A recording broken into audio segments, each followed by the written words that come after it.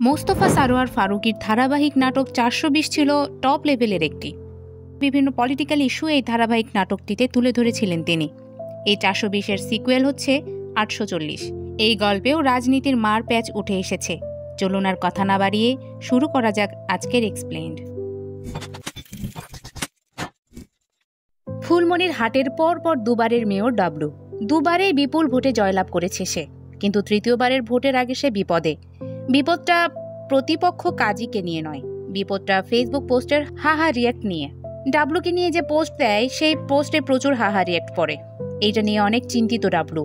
এই জন্য তার সাঙ্গপাঙ্গ নিয়ে একটা মিটিংয়ে বসে। সেই মিটিংয়ের কথাবার্তা নাদিম নামের এক ডাবলুর চেলা বিপক্ষ দলের চেলাকে ফাঁস করে দেয়, যা পুলিশ ফোন ট্র্যাকের মাধ্যমে জেনে যায়। সাথে জেনে ফেলে ডাবলুও। তাই ডাবলু তার লোক জাকির সুজনদের নির্দেশ দেয় নাদিমকে ভয় দেখাতে। তো তারা নাদিমের পিছু নিলে নাদিম চলে আসে ডাবলুর বাসায়। এরপর ডাবলুর স্ত্রীর পা ধরে ক্ষমা চাইতে থাকে। এতে ক্ষমা করে দেয় ডাবলু, কিন্তু ডাবলুর লোকেরা তাকে ক্ষমা করে না। তারা ঠিকই নাদিমকে মেরে হাসপাতালে পাঠায়। ব্যাপারটা বিপক্ষ দলের প্রধান কাজী জেনে গেলে তার এক লোক হাসপাতালে পাঠিয়ে সহমর্মিতা জানায়। সেই দিন রাতেই মারা যায় নাদিম। ডাবলু তার সাঙ্গপাঙ্গদের নির্দেশ দেয় নাদিমের লাশ হাসপাতাল থেকে যেন আগে তার বাসায় নিয়ে আসে, কারণ সে মিডিয়ার সামনে কান্নাকাটি করে স্যাম্পেথি নেবে। ডাবলুর কথা অনুযায়ী সেইটাই করে সাঙ্গপাঙ্গ। এরপর নাদিমের লাশের পাশে প্রচুর কান্নার অভিনয় করে ডাবলু, আর মিডিয়ার সামনে জানায় এর সুষ্ঠু বিচার করতে হবে। মানে নিজে মেরে আবার নিজেই কর্মকাণ্ডকে অন্যদিকে ধাবিত করছে। যাই হোক, এই মার্ডার নিয়ে ডাবলুর লিডার নাখোশ হয় আর বলে নির্বাচনের আগে এই মার্ডারটা ঠিক হয়নি, ব্যাপারটা পিএম পর্যন্ত চলে গেছে। ডাবলু জানায় ব্যাপারটা আমি সামলাচ্ছি। তাই পরের দিন পুলিশ বন্ধু আর তার লোকেদের নিয়ে এক মিটিংয়ে বসে ডাবলু। সেখানে সেই মার্ডারকে ধামাচাপা দিতে সাঙ্গপাঙ্গদের নির্দেশ দেয় একটা হিন্দু পাড়ায় আগুন লাগানোর, আবার ১০ লাখ টাকার রিলিফও রেডি রাখতে বলে। আর সেই রিলিফ দিয়ে ডাবলু মার্ডারকে ডাইভার্ট করবে। পুলিশ বন্ধু জানায় হিন্দু পাড়ায় একবার আগুন লাগানো হয়েছে, তাই অন্য কিছু করতে হবে। আগুন লাগানোই সবকিছু সমাধান না। কথা অনুযায়ী ডাবলু এক বিখ্যাত সঙ্গীত শিল্পীকে নিজ এলাকায় গজল সঙ্গীত পরিবেশনার জন্য সাঙ্গদের পাঠায়, কিন্তু সেই সঙ্গীত শিল্পী রাজি হয় না। তাই ডাবলু একটা অন্য কর্মকাণ্ডে নেমে পড়ে। ফেসবুক লাইভে এসে নর্দমার আগাছা সে পরিষ্কার করতে থাকে, যাতে এলাকার সবার সামনে একটু ভালো হতে পারে। এর মধ্যেই তার অফিসে একজন লয়ার আসে। লয়ারটা এতদিন তার হয়েই বিপক্ষ দলকে নোটিশ দিয়ে আসছিল, কিন্তু এবার সে ডাবলুর বিরুদ্ধে দুদকের চিঠি নিয়ে এসেছে। তো লয়ার জানায় দুদক আপনার সম্পত্তির হিসাব চেয়েছে। যদি হিসাব ঠিকঠাক না দিতে পারেন তাহলে নির্বাচন করতে পারবেন না। রাতে হাঁটতে হাঁটতে ডাবলু তার বউকে বলে আমার সাথে এসব কি হচ্ছে? একে মার্ডার কেসে সমস্যা, এখন শুনছি পিএম জেলায় জেলার ডিসি রদবদল করছে, আবার দুদক থেকেও নোটিশ খেলাম। সারা দেশের ডিসির রদবদল চলমান থাকলে ফুলমনির হাটেও নতুন ডিসির আগমন ঘটে। নতুন ডিসি আসা মাত্রই ডাবলু তার লোকদের দিয়ে কিছু সামগ্রী পাঠায় ডিসির বাসায়, কিন্তু ডিসি তো অ্যাকসেপ্ট করে না। নতুন ডিসির গতিবিধি নিয়ে চিন্তায় পড়ে যায় ডাবলু। তাই তার কাছের লোক জাকিরকে গতিবিধি জানার নির্দেশ দেয়। নিজেদের লোক সুজনকেও চোখে চোখে রাখতে বলে, কারণ সুজন একটু উচ্চবিলাসী, যে কোনো মুহূর্তে পাল্টি খেতে পারে। জাকির জানায় ঠিক আছে। পরের দিন সুজন ডাবলুর বাসায় আসলে ডাবলু তাকে উল্টো জাকিরকে চোখে চোখে রাখার নির্দেশ দেয়। এতে বোঝা যায় ডাবলু তার কাছের দুই লোককে নিয়েই চিন্তিত, তাই দুজনের পেছনে দুজনকে লাগিয়ে দিয়েছে। এরপর দেখা যায় এক দালালকে, যে আসে ডাবলুর অফিসে, আর সে দুবাইয়ের জমি জমা নিয়ে কথা বলে। তখন ডাবলু তার মোবাইলটা কিছুটা দূরে রাখে। তখন দালাল জিজ্ঞেস করে আপনি তাহলে সত্যি সবার ফোনে কথা শোনার অ্যাপ ইনস্টল দিয়ে রেখেছেন? ডাবলু জানায় এতে খারাপ কি, আমারটাতেও কেউ রাখতে পারে, তাই দূরে রেখেছি। বাপেরও বাপ থাকে।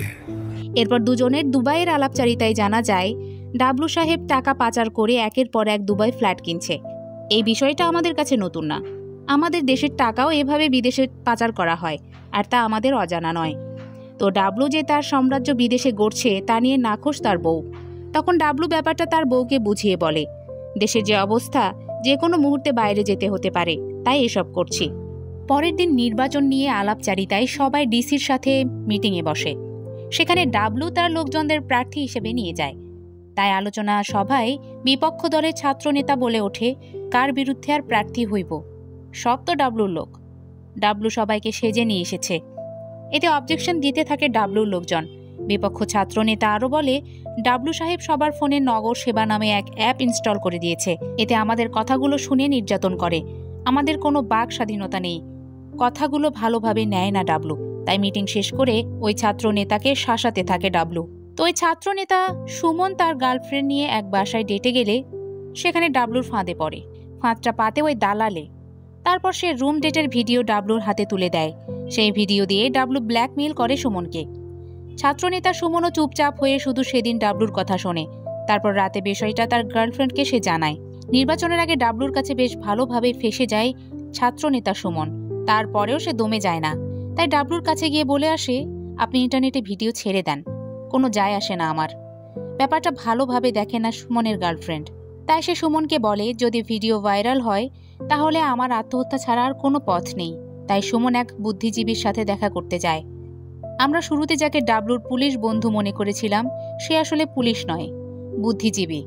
তো সুমন তার কাছেই যায় নির্বাচন নিয়ে বুদ্ধি নিতে। তখন দেখা যায় ওই বুদ্ধিজীবীও ডাবলুকে আসলে পছন্দ করে না। সুমনের সামনে অনেক গালিও দেয় তাকে। এরপর সুমনকে দেখা যায় ডাবলুর কাছে। তখন জানা যায় বুদ্ধিজীবীর কাছে সুমনকে পাঠানোর প্ল্যানটা ছিল আসলে ডাবলু। কারণ সে বের করতে চেয়েছিল নির্বাচনের আগে তার কাছের লোকগুলো তাকে কেমন মনে করে। তো সুমন আসলে ওই ভিডিওর গ্যারাকলে ফেসে গিয়ে ডাবলুর হয়ে কাজ করতে বাধ্য হয়েছে। ডাবলু তাকে আরও এরকম ইনফরমেশন কালেক্ট করার জন্য দায়িত্ব দেয়। নির্বাচনে দাঁড়াতেও বলে, যাতে প্রতিপক্ষ পায়। রাতে বুদ্ধিজীবী ডাবলুর কাছে আসলে ডাবলু সুমনের করা গালির রেকর্ড বুদ্ধিজীবীকে শোনায়। তখন বুদ্ধিজীবী নিজে একটা গেম খেলে। সে বলে, যদি সুমনের সামনে আমি ওইভাবে আপনাকে গালি না দিতাম তাহলে সুমনের কাছে যেতে পারতাম না। মনে রাখবেন, সুমন আপনার প্রতিপক্ষ, তাই তার কাছাকাছি থাকতে হবে। পরের দিন সুমনের সাথে বুদ্ধিজীবীর দেখা হলে বুদ্ধিজীবী কোনো কথা না বলেই চলে যেতে থাকে। তারপর ডিসির মত বিনিময় সভায় ডাবলুর হয়ে কথা বলতে থাকে। সে বলে, জনগণ ভোটের কি বোঝে? ডাবলু গত 10 বছরে অনেক উন্নয়ন করেছে, তাই কোনো রক্তক্ষয়ী ভোট না দিয়ে ডাইরেক্ট আগামী 5 বছরের জন্য আবার ডাবলুকে মেয়র হিসেবে রাখা হোক।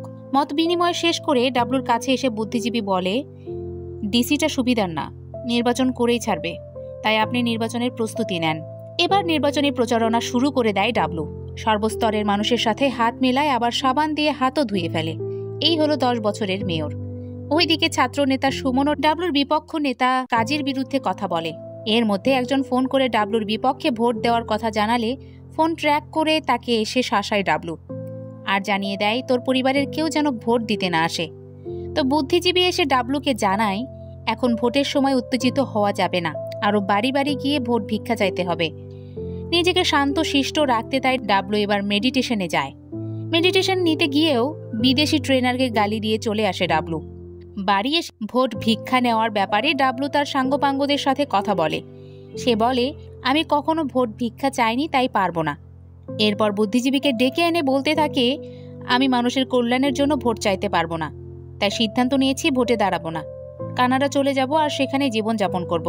ডাবলু ভোটে না দাঁড়ানোর কথা শুনে তার এক কর্মী মিটিং থেকে বের হয়ে এসে ফাঁকা গুলি চালাতে থাকে। এতে ভয়ে সবাই পালাবার পথ খুঁজতে থাকে। এরপর ওই কর্মীকে ধরে নিয়ে আসে সুজন, আর জানায় সে ভয়ে এ কাজ করেছে, কারণ আপনি যদি ভোটে না দাঁড়ান তাহলে কাজী মেয়র হয়ে যাবে, তখন কাজের লোকজন আমাদের পিষে মারবে, তাই আপনাকে ভোটে দাঁড়াতেই হবে। কথাগুলো শুনে ভোটে দাঁড়াতে রাজি হয় ডাবলু, আর ওই কর্মীকে এসব কর্মকাণ্ডের জন্য চড় মারতে বলে। ডাবলুর কথা অনুযায়ী চড় মারে সুজন। তো নির্বাচনী প্রচারণায় আবার মনোযোগী হয় ডাবলু, তাই এবার দোয়ার আয়োজন করে। সেখানে একজন এসে তাকে জানায় ডিসি ম্যাডাম নির্বাচন নিয়ে অনেক কড়াকড়ি করছে, তাই পরের দিন ডিসি ম্যাডামের সঙ্গে দেখা করতে যায় ডাবলু। কিন্তু ডিসি কোনো কথাই শোনে না তার, তাই কোনো সুযোগ সুবিধা না নিয়েই ডিসির কাছ থেকে চলে যেতে হয় তাকে। যাওয়ার সময় সে তার কাছের লোক সুজনকে বলে, ডিসি নামে এক অপবাদ বের করতে হবে, সবাইকে জানাতে হবে ডিসি পাকিস্তানি এজেন্ট। সুজন জানায়, ডিসি ম্যাডাম তো হিন্দু, তাই এই প্ল্যানও কাজে আসে না ডাবলুর। এজন্য আরেক প্ল্যানে মন দেয়। রাতে ডাবলু তার বাসাতে দাওয়াত দেয় ডিসি ম্যাডামের হাজব্যান্ডকে, আর জানায় সে যেন হেল্প করে। হেল্প করতে রাজি হয় ডিসির হাজব্যান্ড। এরপর ডাবলু ডিসির হাজব্যান্ডের সাথে ছবি তুলে তা ফেসবুকে দিলে দেখে প্রতিপক্ষ কাজী। এরপর ওই রাতেই সে ডিসিকে ফোন দিয়ে সেলফি কাণ্ডের কথা জানায়, সাথে আরও বিভিন্ন কথাই বলে। কথাগুলো শুনে রাতেই ডিসি তার হাজব্যান্ডকে আমেরিকা চলে যেতে বলে। হাজব্যান্ড জানায়, শুধু প্রস্রাব করতে ডাবলুর বাসায় গিয়েছিলাম, আর তখন সে সেলফি তুলেছে।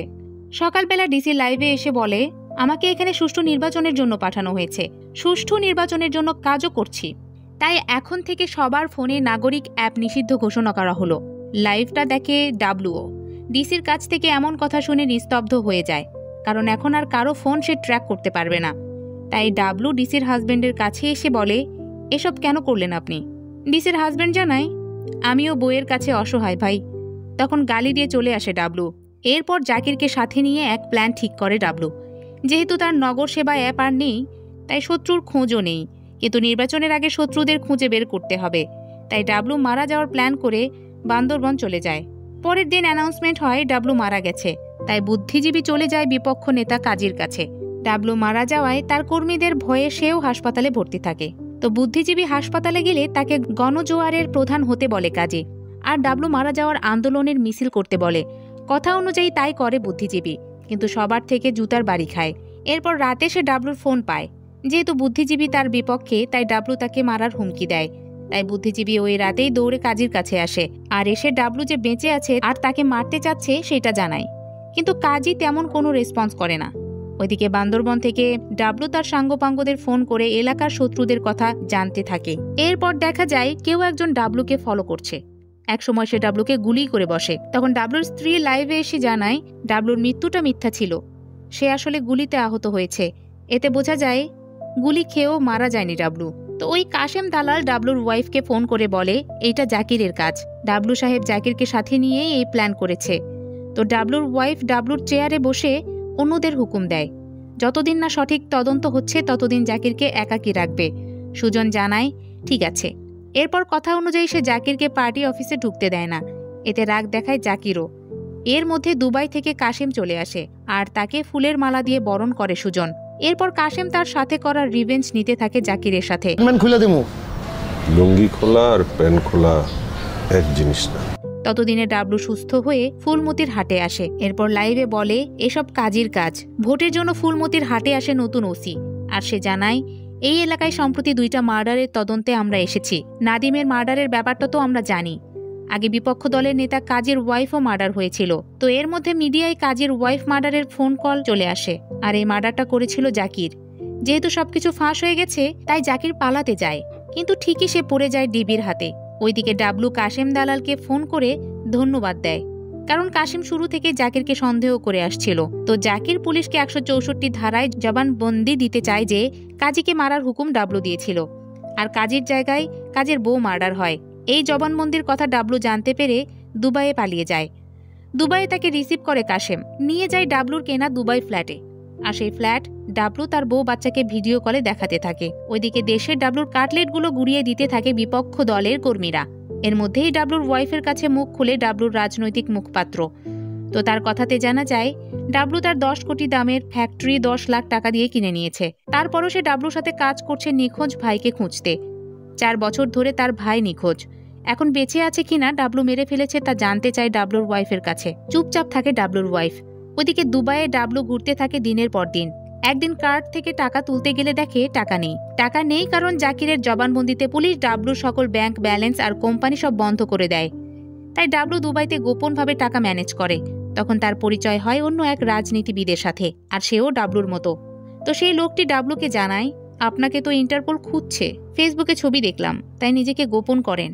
নিজেকে গোপন করতে ডাবলু তার বাসায় চলে যায়। সেখানে সে আরও শকিং নিউজ শোনে দালাল কাশেমের কাছে। কাশেম তাকে বলে আপনি দুবাইয়ে ফ্ল্যাট কেনার জন্য যে টাকাগুলো দিয়েছিলেন, সেই টাকা দিয়ে আপনার নামে ফ্ল্যাট কিনি নাই, আমার নামে কিনেছি। এখানে আপনার কিছু নেই, থাকতে যে দিয়েছি তা ভাগ্য। যদি বেশি তেরিবেরি করেন তাহলে আপনার কথা ইন্টারপোলকে বলে দেব। বড় ফাঁসা ফেসে যায় ডাবলু। তো সে কাশেমকে জানায় আমি বসে থেকে খেতে পারবো না, কিছু একটা কাজ দাও। কাশেম তার স্বর্ণের দোকানে বসতে বলে। ইন্টারপোলের নজরদারির কারণে ওই কাজটা করতে চায় না ডাবলু, তাই বলে ঘরে একটা কাজ দিতে। এখন কি কাজ সে দেবে সেটা নিয়ে চিন্তা পড়ে যায় কাশেম। ঘরে কাজ তো একটাই আছে, সেটা হচ্ছে চাকর। আর যেই কাশেম ডাবলুর এতদিন চাকর হয়ে কাজ করে এসেছে, সে এখন কিভাবে চাকরের কাজ করার কথা বলবে। তো কাশেম জানায় আপনার ওই ড্রেসে এখনো মেয়র লাগে, তাই কাজ করার কথা বলতে পারবো না। কথাটা শুনে কাপড় খুলতে থাকে ডাবলু, আর বউকে ফোন করে বলে আমাকে চট্টগ্রামে মনে হয় কাশেম গুলি করিয়েছে, তাই এটার ব্যাপারে একটু ভালো করে খোঁজ খবর নাও। কয়েকদিন পর বউ ফোন করে তার দুঃখের কথা জানায়। সে বলে ডাবলু যাকে এতদিন অনেক টাকা দিয়ে এসেছে, তার কাছে 50,000 টাকা চাইতে গিয়েছিল সে, কিন্তু দিয়েছে মাত্র 5,000। কথাগুলো শুনে ভীষণ কষ্ট পায় ডাবলু, তাই কেয়ারটেকারকে ফোন করে নিজের সম্পর্কে ভালো কিছু শোনে। সেই সাথে শেষ হয় 840 সিরিজ। রাজনীতির মাঠটা বড্ড জটিল। এই মাঠ কখন কার দখলে থাকবে কেউ জানে না। জানলে কি আর এত পাওয়ারফুল ডাবলু রাজ এই অবস্থা হয়? আমাদের দেশের রাজনৈতিক প্রেক্ষাপট অনুযায়ী কাজটা ভালো ছিল, কিন্তু মোস্তফা সরোয়ার ফারুকীর কাজগুলোতে এক্সপেকটেশন একটু বেশি থাকে। সেই হিসেবে এই কাজটি তেমন এক্সপেকটেশন পূরণ করতে পারেনি। আবার 420-এর সিকুয়েল অনুযায়ী তেমন একটা নজর কেড়ে নিতে পারেনি। হয়তো 840-এরও সিকুয়েল আসবে। এখন দেখার বিষয় সেইটা কেমন হয়। 840 আপনাদের কেমন লাগলো তা জানাতে পারেন কমেন্ট বক্সে। এতক্ষণ ফিল্মি বিটসের সাথে থাকার জন্য ধন্যবাদ।